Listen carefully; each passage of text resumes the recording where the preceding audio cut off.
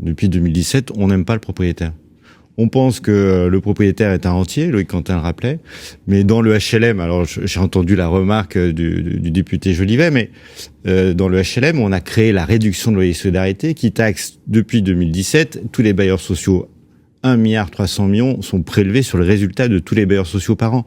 C'est 40 à 50 000 logements neufs par an, ou on pourrait le traduire à aussi autant de réhabilitations qui ne sont pas faites. C'est la fameuse RLS. La fameuse RLS. Réduction de loyer de solidarité. Donc on dit aux propriétaires privés, vous êtes un rentier, puis en plus on va supprimer la taxe d'habitation et on va la remplacer, grosso modo, c'est pas comme ça que ça s'est vraiment passé, mais ça s'est pas dit comme ça, mais ça se remplace par de la taxe foncière. Donc, avant, les impôts locaux étaient payés par les locataires et les propriétaires. Aujourd'hui, ils sont payés que par les propriétaires. Et sur 40% des gens ont payé leur taxe d'habitation.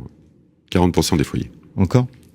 Et sur j'entends encore la remarque sur les bailleurs sociaux, mais quand on ponctionne 1,3 milliard par an qui va dans le budget général de l'État, il y a quand même, ça pose des difficultés. Ce qui était possible quand le livret était à 0,5, ce qui était possible quand les taux de crédit étaient à 1, effectivement, ne l'est plus aujourd'hui. Donc, si on veut comprendre comment on peut relancer l'immobilier, il faut peut-être changer de discours sur les propriétaires. Loïc Quentin, je crois, dans une conférence de presse de début d'année, a fait remarquer que le taux de propriétaires en France baissait. Je crois que c'est la première fois de notre histoire.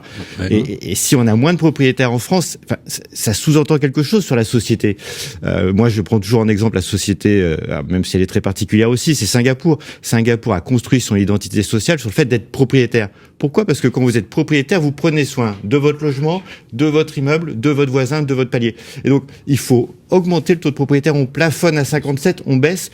Et donc, il faut changer de discours politique, peut-être en haut de l'État, valoriser le fait d'être propriétaire d'un point de vue moral, discours politique, et aussi, après, le valoriser d'une façon économique.